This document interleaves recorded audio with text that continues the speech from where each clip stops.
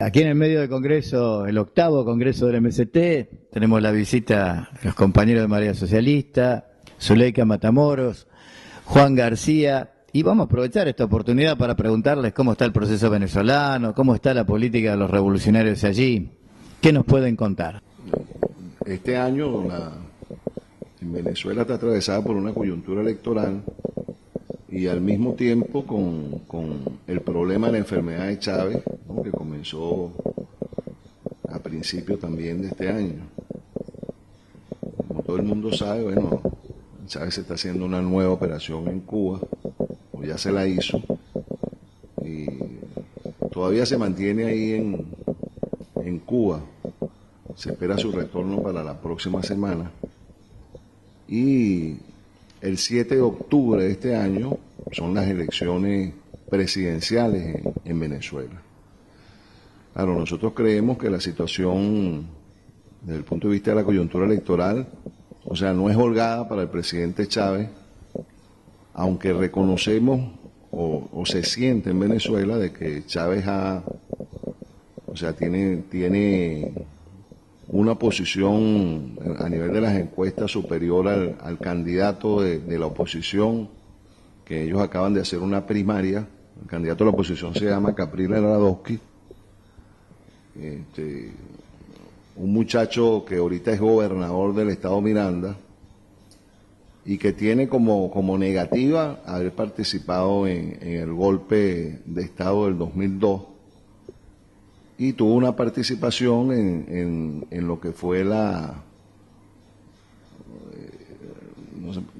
toma que hizo la oposición en la Embajada de Cuba, ¿no?, que fue algo muy visto a nivel internacional. Bueno, la oposición, como todos sabemos también, antes de las primarias, hubo un proceso a nivel de la Asamblea Nacional,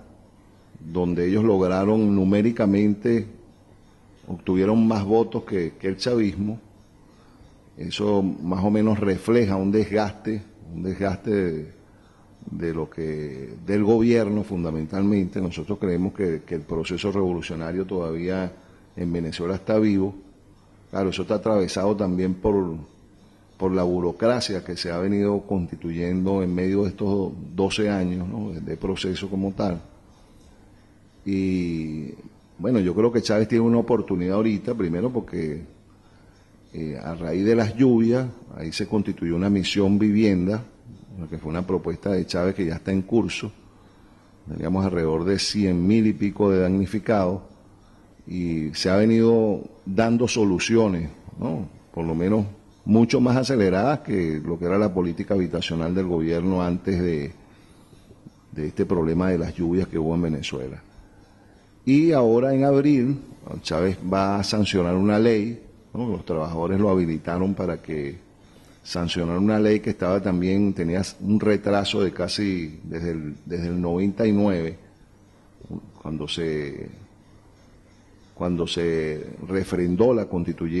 nueva constituyente. Y bueno, se da una posibilidad de que se prefigure, se cualifique la campaña electoral con respecto al próximo gobierno que viene, porque se trata de una ley que regula, o sea, es la segunda ley más importante del país y que va a regular las relaciones, ¿no?, obreros-patronales en Venezuela. Este año que está atravesado por esta coyuntura electoral, por supuesto que más allá de poder sumar votos a favor del presidente Chávez, también la propuesta de hacer un referéndum para aprobar o no la Ley Orgánica del Trabajo tiene que ver con una clave del proceso que nosotros conquistamos, que es la participación y el protagonismo. Es decir, esta Ley Orgánica del Trabajo, que tenía muchos años engavetada en la Asamblea Nacional y que por vía ley habilitante Chávez va a aprobarla el 1 de mayo, pensamos que está llena de muchas propuestas que los trabajadores han hecho durante 12 años y durante este periodo que se abrió después del anuncio de Chávez de la aprobación de esta ley. Pero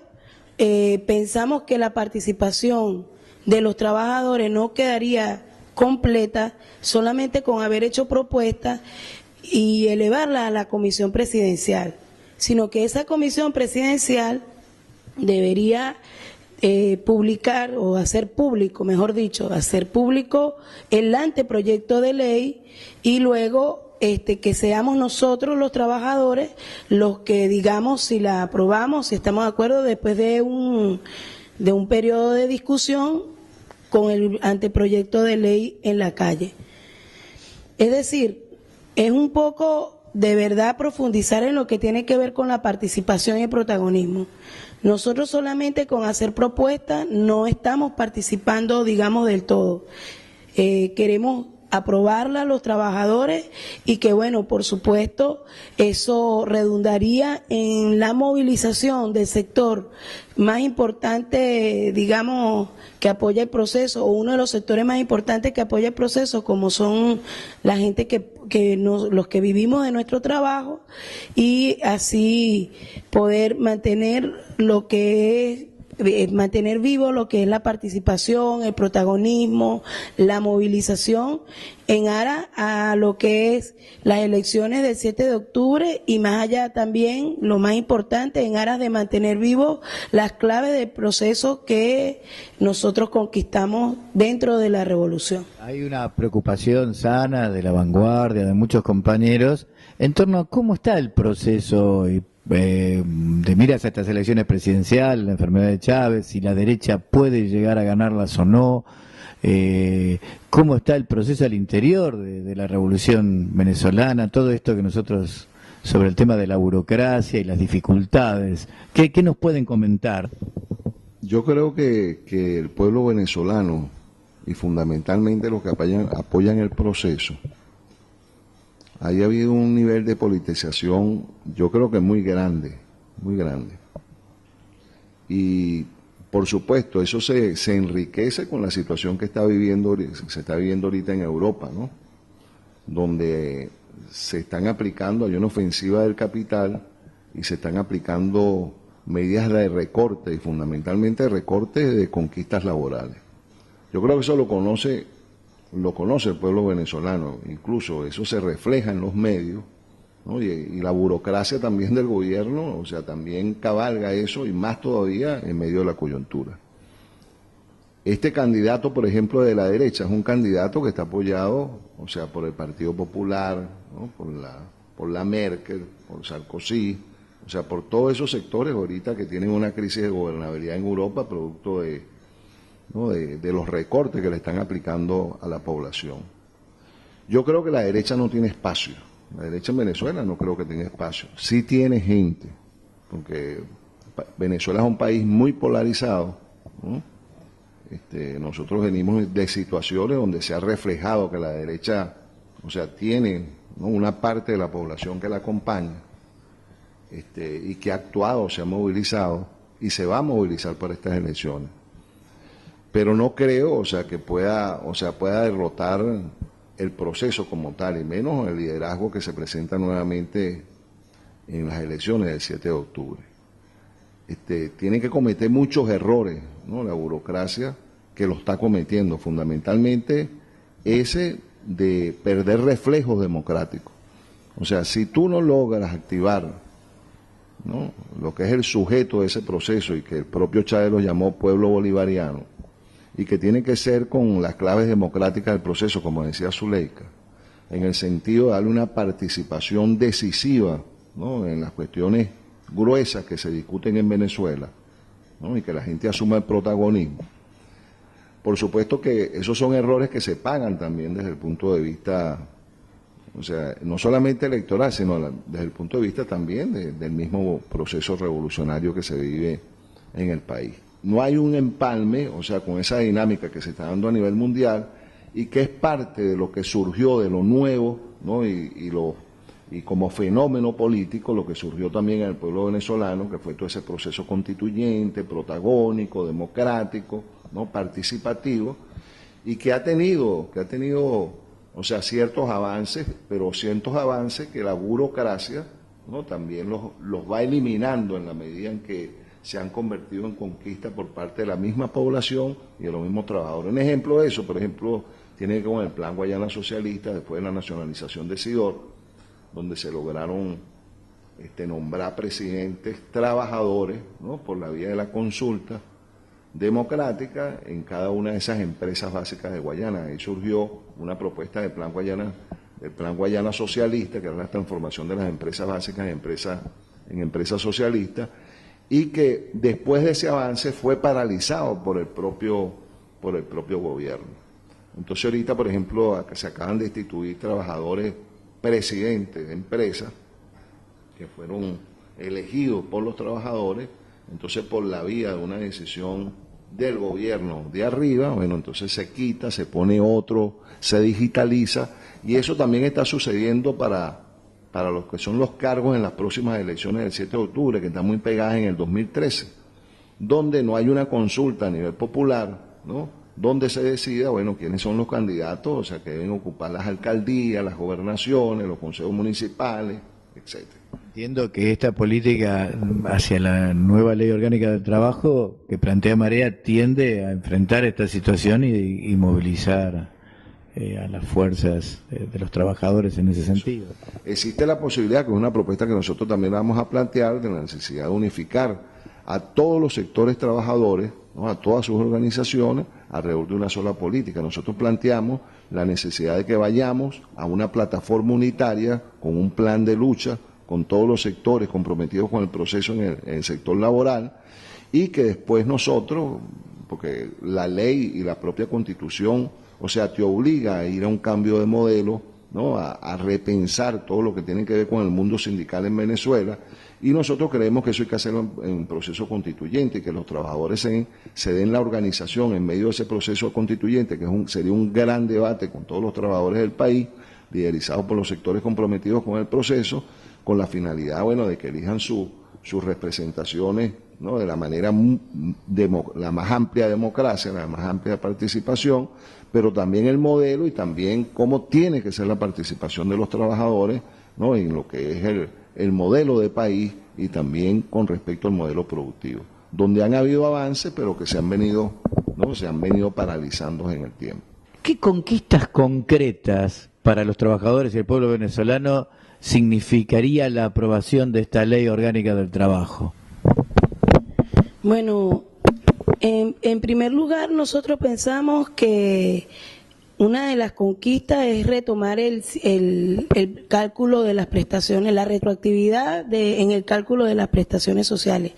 Pero más allá de eso y de la reducción de la jornada laboral, que se dice que, bueno, está en discusión. Pero más allá de eso, pensamos que desde Marea, si nosotros logramos que se pueda aprobar a través de un referéndum, es una conquista democrática. Es decir, estamos reactivando el carácter democrático del proceso. Otra de las cosas es que nosotros aspiramos a que dentro de la ley orgánica del trabajo esté previsto, no como hasta ahora han surgido algunas propuestas de que los sindicatos pudiesen tener digamos, algún aprieto en cuanto a su autonomía, sino más bien que las organizaciones de los trabajadores esté en manos de los trabajadores, y mucho más allá de eso, que los sindicatos puedan tener decisión o poder decisorio sobre la aplicabilidad de la ley. Porque hasta ahora lo que nosotros vivimos es que la ley, cuando a un trabajador se le violan sus derechos, al acudir al Ministerio de Trabajo o a las inspectorías, el tiempo para su aplicabilidad es demasiado largo, e incluso hay un gran margen para que la patronal no cumpla la ley y no les pase nada. Nosotros pensamos que una nueva ley orgánica del trabajo debe tener aplicabilidad inmediata, y que allí debe jugar un factor decisorio e importante en la organización de los trabajadores, la herramienta organizativa como es el sindicato. Eso sería una conquista para nosotros muy importante. Vale destacar que nosotros nos mantenemos luchando para que el proceso siga vivo. El proceso está vivo y solamente a través de la movilización, de la crítica revolucionaria y de que nosotros podamos organizarnos alrededor de una unidad verdadera y desde abajo de los factores y sectores que apoyan el proceso es que podemos seguir manteniéndolo. Si lo dejamos en manos de la burocracia, el proceso no solamente está en amenaza de detenerse, sino en franca amenaza de retrasarse. Entendiendo que con la derecha no hay salida, la derecha es la cara del capital. Por ejemplo, esta mesa de la unidad, a través de su candidato, que es Capriles Radosky, quieren tener un discurso hipócrita de despolarización y de inclusión social, cuando nosotros sabemos que ellos son el espejo, la cara de los que hoy quieren aplicar las medidas neoliberales más salvajes, y el reflejo lo tenemos en Europa y bueno, y hasta en los pueblos árabes que hoy se levantan contra dictaduras fuertes de décadas y que están dando una lucha muy importante. Desde Marea nos ponemos al lado de los pueblos que luchan y no del lado de los gobiernos que reprimen. Uno de los temas importantes del Congreso y de debate de los revolucionarios de las últimas semanas ha sido este protocolo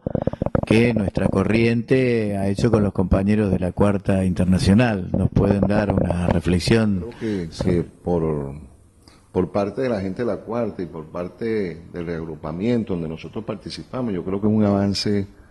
muy progresivo, muy importante, y que incluso más allá de un avance, yo creo que es una necesidad, ¿no?, frente a la situación que nosotros estamos viviendo a nivel mundial. Me parece, bueno, que el hecho, por ejemplo, de que nosotros podamos debatir y aparte de eso acordar con una serie de organizaciones a nivel mundial, no solamente de Latinoamérica, sino también de Europa, de Asia, de los distintos continentes, en función de intervenir en lo que es la movilización, en las luchas de los pueblos a nivel internacional, me parece que es un paso importantísimo. Yo creo que eso es una de las debilidades, por ejemplo, que tienen todas las movilizaciones de los pueblos, y es necesario, por ejemplo, que este tipo de organismos intervengan de manera muy activa, ¿no? Yo tengo entendido de que en el próximo mes de mayo van a haber movilizaciones, inclusive hasta de carácter global, y nosotros somos unos convencidos de que la indignación, ¿no?, que es la palabra de moda que recorre todos los pueblos de Europa y de los países árabes y de los países de América, ¿no?, contra las políticas neoliberales y la ofensiva, que es una ofensiva inclusive hasta débil también por parte del capitalismo. Si esa indignación no adquiere capacidad transformadora, por supuesto que, podemos entrar en una situación también de retroceso. Por supuesto que el estar en la Cuarta Internacional, poder avanzar en poder estar en una misma organización con los sectores, digamos, un sector importante de los que luchan contra el capital, es un paso, digamos, gigante. Nosotros tenemos mucha expectativa, vemos con buenos ojos este avance y estamos dispuestos desde Marea Socialista, junto con el reagrupamiento que tiene que ver con el MST, el PSOL, la lucha continúa, poner todo de nuestra parte para que los revolucionarios a nivel internacional podamos seguir avanzando en un mundo que cambia, en un mundo que cambió, que está convulsionado y que hoy por hoy se ven fenómenos de lucha contra el capitalismo y sus expresiones.